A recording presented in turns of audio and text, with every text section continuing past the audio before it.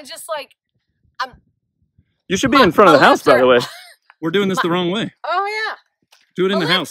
My lips are stuck on my teeth because of wind. But I'm just like, I'm really excited because it's finally happening. It's really happening. It's really happening. You could probably move in tomorrow. You want to sleep here tonight? You could probably sleep in there tonight. Your walls will be next. Your walls will be going up next, right? So. I sound like Yeah, that guy, we got to make the window and door bucks first. I sound like that guy on Jurassic Park when I laugh. Okay, we good? Wait, I want to get Minerva because Minerva was saying she wanted to do something. Pammy, no, I No, don't have makeup on. No! You don't even care! I don't even care. Tampering. I wanted to hear about the tampering. Hi, I'm Brian.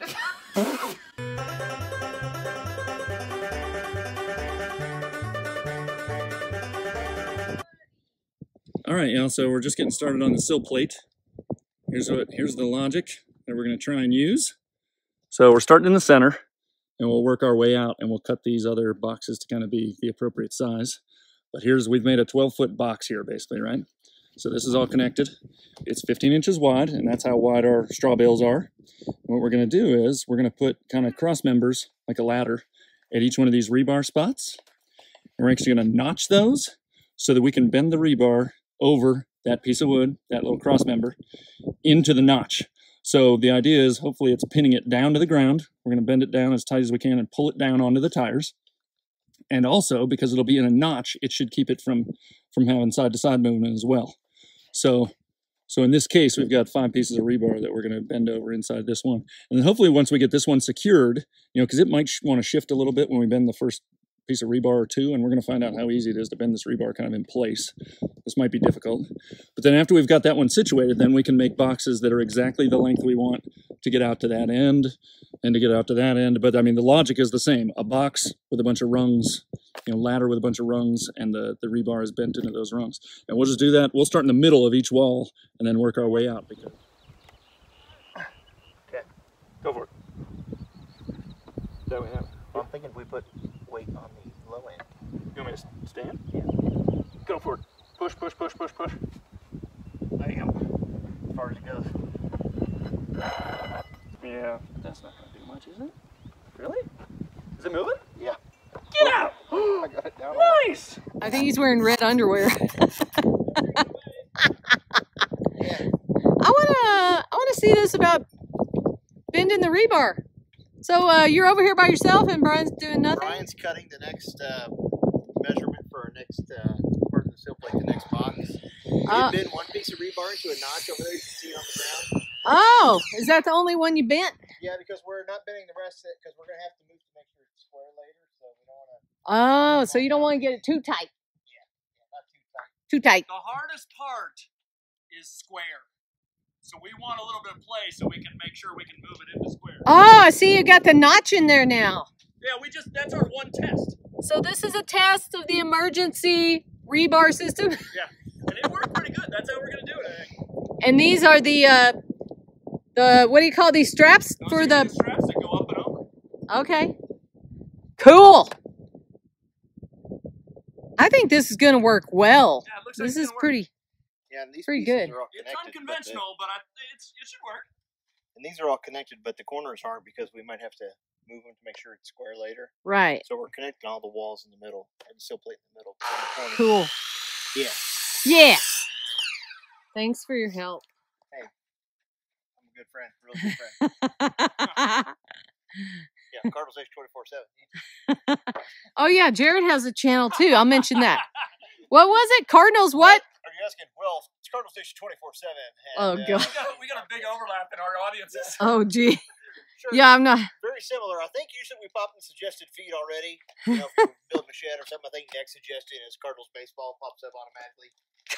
We'll have to do a Cardinals 24/7. Is that what it's called? Cross promotion. I've been You can grab those 1-footers. I've been typing off grid in all my I tags. should take this. Well, we might have some sports keep this fans on. out there that are also Yeah. off-grid fans. I don't know. These are Maybe. good. Usually when I show up in a video, it gets a lot of views. That's right. You know. You know. Before. You know. Brian, you're almost done? Well, I mean, we're getting there. We're sleeping in it tonight. So we decided on this one, we're going to come all the way to this edge. So that He said we'll make it from we'll here be to there. sleeping in it tonight. I may be wrong, but I think that this gravel over here is gonna go along in that channel there. Right? I don't know. Brian, is there gonna be gravel inside that? Yeah, probably. Pretty close. You mean eyeball down this? Yeah, pretty close. It's gonna be good. It's gonna be good. Yeah, we'll be good. Yeah. So we want to make 27.6 and a half out of 3 boxes. So what does that mean? We want to make 27.6 and a half. Oh, it's like it's almost 9, 10, 9. 9, 10, 9 would be 28. We can make them less by like an inch, so therefore the remainder is all 1-footers, and we can fit it. Does that, you follow? Mm-hmm. That's good, right? So we'll do just under 9, just under 10, just under 9. So 2 8/11ths and 1 9/11. Correct. Brian? Roughly. When we get to the third one, we'll make that last measurement, but When that way is- we won't waste much. When is the tampering happening? Well, there's no tampering at this point. This is tamper-proof. But Minerva wants to tamper. It's also Minerva-proof. I told her she can tamp out in the middle of this anytime. She can get out there and Minerva, tamp right now. come and tamper this. You can tamp in the middle anytime you like. The tamper's over yonder. I'll go get it. Woo, it's hot. He already told you, babe. 30 What? bucks a month, cancel your gym membership. Come out here and tamp. I just need a routing number, PIN number, a 3-year contract. A 3-year contract. Am I allowed to film your face yet? Are you ready? Are you ready? Get over there. Get over there and tamper. I'll be ready. As for filming my ass crack, surely your face looks better than Now we gotta bleep it. All right, guys, so here we are after day 1 of Sill Plate work. It was a little slow, as everything I do tends to be, because I had to think about a lot of things, but I think we made a lot of progress, and we're hoping to finish it up today. But here's the idea. So if you've seen previous videos, so this is the Sill Plate running around, so that's actually where the walls will be. This is what the bales will sit on. And under all of this, it might be hard to see now, but there are tires under all of these. There's a course of tire, 1 course of tires under, and that kind of sit pretty much on top of ground level, although ground level is sloped, so we had to do things to flatten things out and everything. And there's actually another course of tires that are buried beneath ground level. So there's 2 courses of tires underneath these sill plates, or sill plate, all this wood. And hopefully you can tell here there's pieces of rebar sticking up. Those pieces of rebar are coming up between the 2 tires, between 2 tires that are down, buried underground. And as they go up, as they travel up, they go inside of a tire that's 1 level above ground, this first course of tires, or top course of tires. The rebar comes up inside that tire. It's not necessarily centered directly in that tire, but it's inside the tire. So it's between 2 tires on the bottom, and it's bent underneath. It's kind of hooked underneath the tire, underneath. And both those tires are filled with dirt, so rammed, packed, tight dirt. So that's very heavy. So I think that should have pretty good holding power. So anyway, there's a piece of rebar basically for between every tire. So I think going around this thing, I think there's 49 pieces of rebar exactly. They're roughly 2 to 2.5 feet apart. Every tire is slightly different, so they're not exactly the same. But the idea here is, so basically we just built all these boxes, right? And they're they're wide enough to hold for the straw bales to sit on. So we built all these boxes. We connected them here, so they just meet up, right? And there's another, and then we turn the corner. We didn't actually connect them yet at the corners. We just clamped them for the moment. These are not actually screwed together yet. And we did that just in case we have to play with things a little bit to kind of kick things to make everything square, to have the diagonal measurements be equal. So we'll be working on that today kind of as we go. So here's what we're going to be doing the rest of the way. I'll take a look at one that we started yesterday.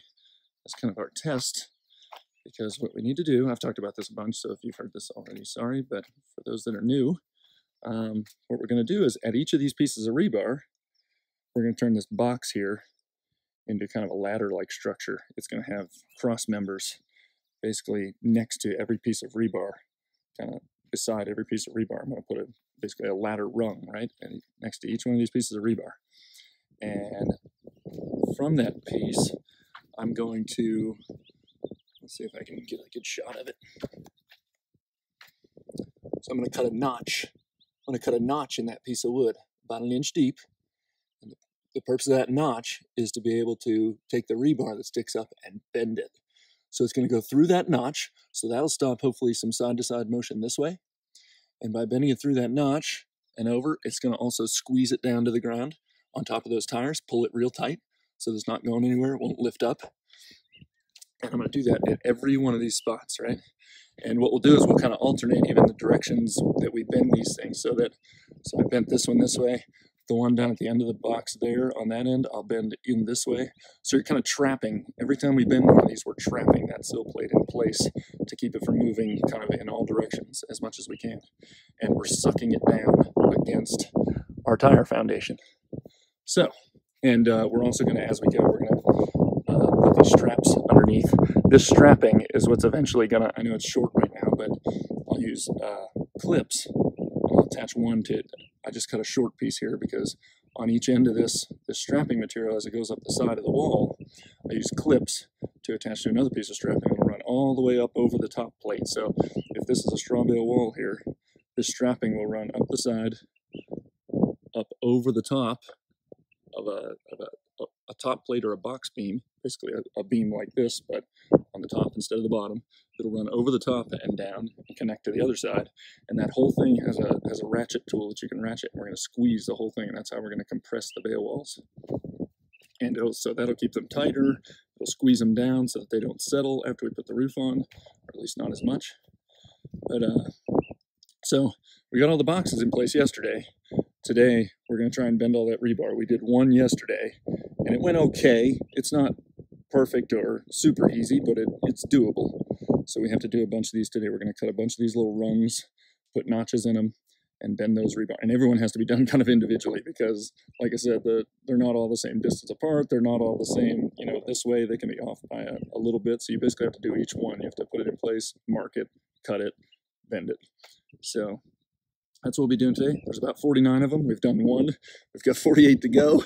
And all the while, every time we kind of mess with it a little bit, since things might want to kind of shift one way or the other as you bend these rebars in place, you know, we'll be checking square. We'll be checking the diagonal measurements all the while to make sure we keep this thing square as much as possible.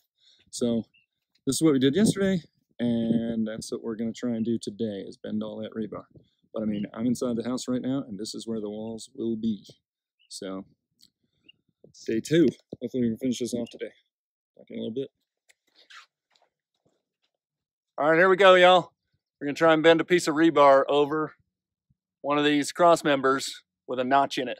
So we're going to bend that rebar. Hopefully it'll just disappear kind of from this view. Let's give it a go.